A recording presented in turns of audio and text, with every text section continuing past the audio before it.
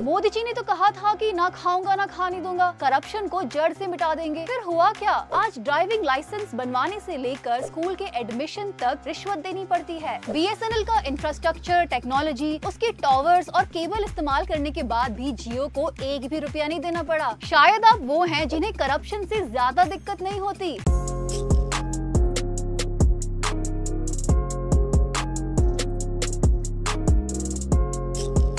एक खतरनाक कीड़ा हमारे देश की इमारत को अंदर से खोखला किए जा रहा है। हम सब इस कीड़े को अच्छे से जानते हैं, पर उसकी रोकथाम करने के बजाय हमने उससे दोस्ती कर ली है। कभी कभी उसको रोकने की बात भी करते हैं, मगर उसके साथ जीना भी सीख लिया है। और ये जहरीला कीड़ा भी नए नए रूप धरकर वापस आ जाता है। कोई इसको मारने की कोशिश करे तो भी पुनर्जन्म लेकर वापस आ जाता है। कुछ लोगों को तो ये कीड़ा इतना पसंद है कि इसको ग्रीज ऑफ इकोनॉमी बोल रहे हैं। लेकिन कीड़ा तो कीड़ा है ना, कितना भी फायदेमंद लगे, एक ना एक दिन बिल्डिंग को गिरा ही देगा। पहचाना इस कीड़े को? अरे करप्शन का कीड़ा, भ्रष्टाचार। ओ, आप वो हैं जिन्हें भ्रष्टाचार से ज्यादा दिक्कत नहीं है। सेफली कह सकता हूं कि प्रधानमंत्री जी को करप्शन से कोई बहुत नफरत नहीं है। बट क्यों नहीं है? होनी चाहिए ना। आज ड्राइविंग लाइसेंस बनवाने से लेकर स्कूल के एडमिशन तक रिश्वत देनी पड़ती है। हाई कोर्ट के जज के घर में कैश की गड्डियां मिल रही हैं, पर कोई इंक्वायरी के बजाय बस तबादले से काम चल जाता है। सीमेंट की जगह रेती से इंफ्रास्ट्रक्चर बन रहा है, इसीलिए तो साथ साथ टूटता भी जा रहा है। भ्रष्टाचार को रिपोर्ट करने वाले पत्रकार की हत्या हो जाती है या जेल में डाल दिया जाता है। फिर हम कंप्लेन करते हैं कि करप्शन इंडेक्स पर इंडिया की रैंकिंग फिर से गिर गई। ट्रांसपेरेंसी इंटरनेशनल जो करप्शन परसेप्शन इंडेक्स निकालता है, उसने अब की बार की रिपोर्ट में करप्शन को एक ग्लोबल थ्रेट कहा। उनका कहना है कि भ्रष्टाचार कमजोर पड़ते लोकतंत्र, अस्थिरता और मानवाधिकार उल्लंघन के पीछे का मुख्य कारण है। जब छोटे मोटे करप्शन को हम नजरअंदाज कर देते हैं, तो बड़ा करप्शन भी हमारी आंखों के सामने होते हुए भी नहीं दिखाई देता। करप्शन का मतलब सिर्फ ब्राइब देना, फ्रॉड करना, एक्सटॉर्शन करना नहीं होता। Electoral manipulation, corporate scams, judicial corruption किसी भी डेमोक्रेसी की सेहत के लिए ज्यादा हानिकारक है। मोदी जी ने तो कहा था कि ना खाऊंगा ना खाने दूंगा, करप्शन को जड़ से मिटा देंगे। फिर हुआ क्या? चलिए इनकी पार्टी से ही शुरुआत करते हैं। क्या आप जानते हैं कि 2024 में सबसे ज्यादा इलेक्शन पर खर्चा किस पार्टी ने किया? ऑफ कोर्स बीजेपी ने। बीजेपी का टोटल एक्सपेंडिचर 1737 करोड़ था, जो कि बाकी 22 पॉलिटिकल पार्टी के कुल एक्सपेंडिचर का 45% है। कांग्रेस ने इसी दौरान लगभग 686 करोड़ खर्च किया। सारी पार्टियों ने ही सबसे ज्यादा खर्चा मीडिया और एडवर्टाइजिंग पे किया, लगभग 1000 करोड़ रुपए। बीजेपी ने मीडिया एडवर्टाइजमेंट पर कम से कम 684 करोड़ खर्च किया है। अब आप बोलेंगे कि इसका करप्शन से क्या नाता है, तो इलेक्टोरल बॉन्ड्स को याद कीजिए। इलेक्टोरल बॉन्ड्स की सबसे बड़ी लाभार्थी बीजेपी ही थी। बीजेपी को इसका 55% 6565 करोड़ मिला। याद कीजिए, पिछले साल इलेक्शन से जस्ट पहले सुप्रीम कोर्ट ने इस स्कीम को अनकॉन्स्टिट्यूशनल करार दिया था। मतलब एक रूलिंग पार्टी एक ऐसी ओपेक स्कीम चलाती है और उससे पैसा भी कमाती है जो इलेक्शन में लगता है। इनफैक्ट CPIM को छोड़कर सभी पार्टीज उससे पैसा कमाती हैं। सुप्रीम कोर्ट के ऑर्डर और SBI को फोर्स करने के बाद ही डोनर्स के नाम पता चलते हैं। क्या इसे इंस्टीट्यूशनल करप्शन नहीं कहा जाएगा? करप्शन को सिस्टम में इस तरह शामिल कर लिया गया है कि वो एक लेजिटिमेट तरीका लगता है। पर क्या डेमोक्रेसी में कॉर्पोरेट डोनर्स से पैसे लेना, इलेक्शंस जीतना और फिर फेवरेबल पॉलिसीज बनाना जायज है? इकोनॉमी के पर्सपेक्टिव से देखें तो ऐसी स्कीम्स एक तरह के लेन देन को प्रमोट करती हैं, जैसे डोनेशन के बदले फेवरेबल पॉलिसीज, कम टैक्सेस, सरकारी प्रोजेक्ट्स एक्सेट्रा। इसे करप्शन नहीं तो क्या कहा जाए? क्या आप जानते हैं कि 31 मार्च 2025 स्मार्ट सिटी मिशन की डेडलाइन थी? मुबारक हो, अब आप सब स्मार्ट सिटीज में रह रहे हैं। साफ हवा, साफ पानी, बिजली, वाईफाई, पार्क्स, हरियाली, वाओ, सब कितना अच्छा हो गया है ना? क्या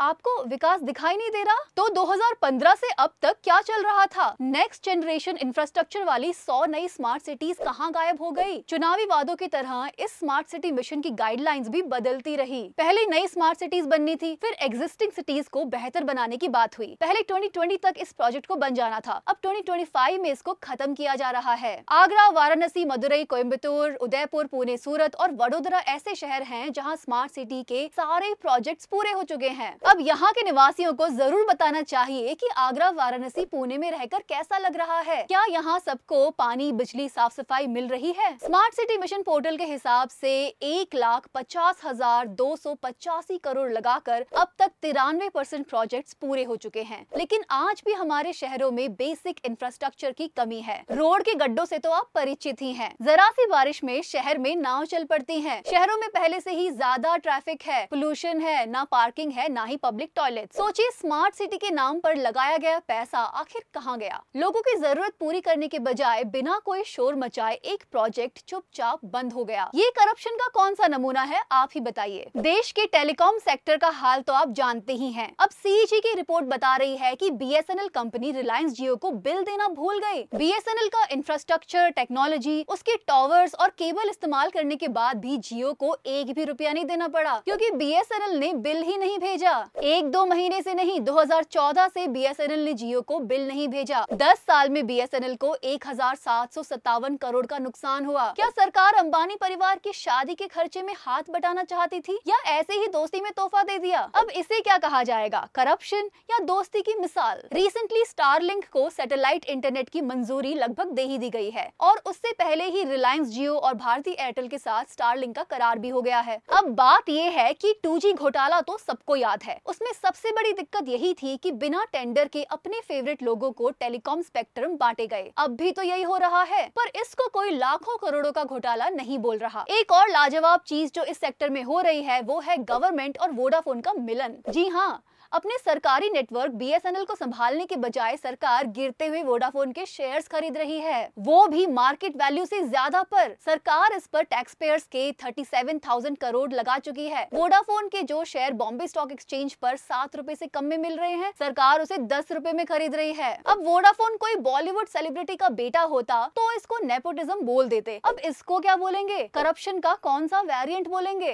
इस साल जनवरी में पत्रकार मुकेश चंद्राकर की लाश सेप्टिक टैंक में मिली। वो अपने YouTube चैनल बस्तर जंक्शन से रेगुलरली लोगों के इश्यूज उठा रहे थे। बस्तर में अस्पताल, इंफ्रास्ट्रक्चर और जल जंगल जमीन के इश्यूज को रिपोर्ट कर रहे थे। एक रोड कंस्ट्रक्शन प्रोजेक्ट में करप्शन को लेकर उनको निशाना बनाया गया। अभी रिसेंटली गुवाहाटी के जर्नलिस्ट दिलवर हुसैन मजुमदार को भी 2 बार गिरफ्तार किया गया। उनका कसूर असम कोऑपरेटिव एपेक्स बैंक में हो रहे एक एलिज्ड घोटाले पे सवाल उठाना। मतलब ना तो एक जर्नलिस्ट अपना काम कर सकता है, ना ही कोई नागरिक भ्रष्टाचार पर अपनी आवाज उठा सकता है। आपको करप्शन को इग्नोर करने की ट्रेनिंग दी जा रही है, और इस ट्रेनिंग के पीछे पिछले सालों के बड़े घोटाले छुप गए हैं। इसीलिए एक जज जिसके घर से कैश के बंडल्स पकड़े जाते हैं, उन पर कोई कार्रवाई नहीं होती। कितना कैश मिला इसका भी पता नहीं चलता। इस केस के बहाने एटलीस्ट जुडिशरी में करप्शन पे थोड़ी सी चर्चा शुरू हुई है। लोग अपने एक्सपीरियंस लिख रहे हैं कि कैसे आम लोगों को अपने केसेस की हियरिंग पाने के लिए भी ब्राइब देने पड़ते हैं। केस की जल्दी से सुनवाई हो सके इसके लिए भी ब्राइब देने पड़ते हैं। आज भारतीय कोर्ट्स में 5 करोड़ से ज्यादा पेंडिंग केसेस हैं। क्या इन लोगों को सीधा बोल देना चाहिए कि इतनी रिश्वत अदा करो तो केस आगे चलेंगे? पिछले दिनों खबर आई कि फॉरेन इन्वेस्टर्स इंडिया से अपना पैसा हटा रहे हैं। ओवरऑल एफडीआई कम हो रहा है। वैसे तो ईज ऑफ डूइंग बिजनेस का बोलबाला है, पर क्या एक्चुअली ईज है? आए दिन ट्विटर पर बिजनेस करने वाले लोग बिजनेस करना कितना मुश्किल हो गया है इस बारे में लिख रहे हैं। एक ट्विटर यूजर ने लिखा कि कैसे उनके दोस्त की बैंगलोर में स्पोर्ट्स गुड्स की शॉप है। वहाँ कभी लेबर डिपार्टमेंट तो कभी जीएसटी ऑडिट तो कभी ट्रेड लाइसेंस के नाम पर उगाही होती है, और कोई नहीं तो 1-2 पुलिस वाले आ जाते हैं और उन्हें पैसे देना पड़ता है। सभी शहरों में दुकानदारों और रेहड़ी पटरी पर सामान बेचने वालों की यही हालत है। क्या इसको ईज ऑफ डूइंग बिजनेस कहा जाए या ग्रीज ऑफ डूइंग बिजनेस? पिछले साल 2024 में 35,000 से ज्यादा एमएसएमईज बंद हो गए। इनको ईज ऑफ बिजनेस का फायदा क्यों नहीं मिला? आज इंडिया ना तो देश के अंदर बिजनेसमैन के लिए, ना ही देश के बाहर की कंपनी के लिए आइडियल बिजनेस करने की जगह है। फरवरी में फ्रेंच कंपनी सिस्ट्रा ने Mumbai metropolitan region development authority या MMRDA के अगेंस्ट कुछ एलिगेशंस लगाए। सिस्ट्रा वही कंपनी है जिसने मुंबई के मेट्रो को डिजाइन और कंस्ट्रक्ट किया है। इनका कहना है कि MMRDA के अधिकारी इन्फ्लेटेड इनवॉइसेस मांगते हैं, इनके साथ काम करने में ट्रांसपेरेंसी नहीं है, उनसे मॉनिटरी फेवर्स भी मांगे जा रहे हैं और पेमेंट्स भी डिले हो जाती हैं। इस मामले में पहले फ्रेंच एम्बेसी को इंटरवीन करना पड़ा। मामला कोर्ट गया और रिसेंटली सिस्ट्रा ने MMRDA के खिलाफ भ्रष्टाचार के आरोप वापस भी ले लिए हैं। इसे क्या कहा जाएगा? Adjustment of corruption? Foreign investments हो या डोमेस्टिक इन्वेस्टमेंट्स, करप्शन के कीड़े के साथ साथ ये ज्यादा समय नहीं रह सकते। एक बार तो लगेगा कि डील अच्छी है, पर ये ऐसा कीड़ा है जिसका पेट भरता ही नहीं। फेयर बिजनेस करने की जगह आप इस कीड़े को ही पालने में लगे रहोगे तो ना ही आपका बिजनेस ग्रो करेगा, ना ही देश की इकोनॉमी। सोचो कि आप और आपके दोस्त एक गेम खेल रहे हैं जिसमें जो जीतेगा उसको एक प्राइज मिलेगा। रूल्स कहते हैं कि सबको ईमानदारी से खेलना चाहिए, लेकिन एक आदमी चुपके से रेफरी को मिठाई दे देता है ताकि रेफरी उसकी साइड ले और वो जीत जाए। इसी तरह करप्शन लेवल प्लेइंग फील्ड बनाने के बजाय असमानता को बढ़ाता है। अमीर लोगों को ज्यादा मौके मिलते हैं, जो पैसा दे सकता है उसको हर जगह स्पेशल ट्रीटमेंट मिलता है, जो दिन रात मेहनत करता है उसको वही मौका नहीं मिलता। गरीब हमेशा गरीब ही रहते हैं क्योंकि जो पैसा स्कूल, हॉस्पिटल और सड़क बनाने के लिए खर्च होना चाहिए था वो चुपके से चुरा लिया जाता है। और तो और गरीब आदमी को भी रिश्वत देकर अपना काम चलाना पड़ता है। और एक बात, करप्टेड सिस्टम में बुरे लोगों को सजा नहीं मिलती। करोड़ों के स्कैम्स हो जाते हैं पर किसी का भी बाल बाका नहीं होता। सजा तो छोड़िए, समन्स भी नहीं मिलते। लेकिन कुणाल कामरा की कॉमेडी देखने वालों को समन्स मिल सकते हैं। अडानी जी के किस्से को याद कीजिए। अब नए मामलों की धुंध में ये बहुत पीछे छूट गया है, पर शायद आपको याद हो कि प्रधानमंत्री अमेरिका गए थे। वहाँ उनसे अडानी पर सवाल पूछे जाने पर उन्हें भारत एक लोकतांत्रिक देश है याद आ गया था। भारत एक लोकतांत्रिक देश है और हमारे संस्कार, हमारी संस्कृति वसुधैव कुटुंबकम की है। हम पूरे विश्व को अपना एक परिवार मानते हैं। हर भारतीय को मैं अपना मानता हूं। दूसरी बात है, ऐसे व्यक्तिगत मामलों के लिए दो देश के मुखिया न मिलते हैं, न बैठते हैं, न बात करते हैं। अडानी पर अब भी यूएस में करप्शन का केस दर्ज है। लॉ मिनिस्ट्री गुजरात कोर्ट को कह रही है कि आप उन्हें समन्स दो। भले ही इंडिया पे टैरिफ्स बढ़ गए हों, इंडिया ने अमेरिका की बात मानकर इंपोर्ट ड्यूटी भी कम कर दी हो, पर यूएस ने अडानी के मामले को नहीं छोड़ा। लगता है वहाँ करप्शन के कीड़े की रोकथाम हमसे बेहतर होती है। अमृतकाल के बाकी स्कैम्स जैसे कि नकली डॉक्टर, नकली टीचर, नकली टोल, नकली पीएमओ ऑफिसर पर डिटेल में बात हमने इस वाले एपिसोड में की है, आप चाहें तो देख सकते हैं।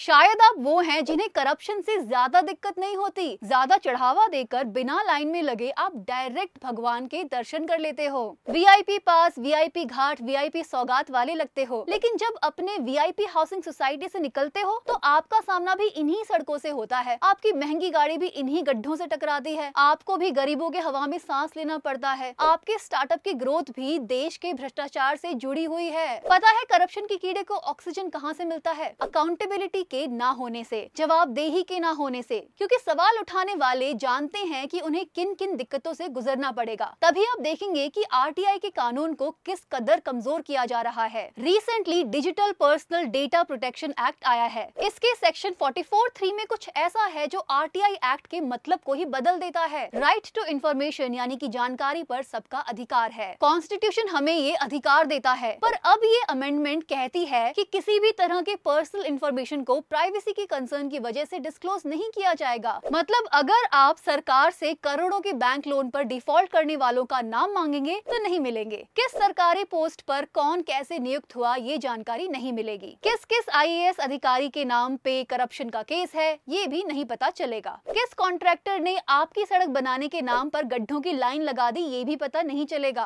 रोड एक्सीडेंट्स कम करने के लिए अब आपको अथॉरिटीज नहीं, पंडित जी को कांटेक्ट करना पड़ेगा सुंदर कांड कराने के लिए, ताकि एक्सीडेंट्स ना हो। हनुमान जी महाराज से प्रार्थना करें, इस ब्रिज के संकट दूर करें, कोई विपदा हो, कोई हवा हो, उसे दूर करें। मतलब करप्शन करने वाले और कॉन्फिडेंस से करप्शन करेंगे और ईमानदार आदमी का कॉन्फिडेंस घटता जाएगा। आप भी कमर की पेटी कस लीजिए, अमृतकाल का पीक आ चुका है। Thank you for watching Cracknomics. आपके आसपास किस तरह का करप्शन चल रहा है कमेंट्स में जरूर बताएं। मिलते हैं अगले हफ्ते टू क्रैक मोर इकोनॉमिक्स।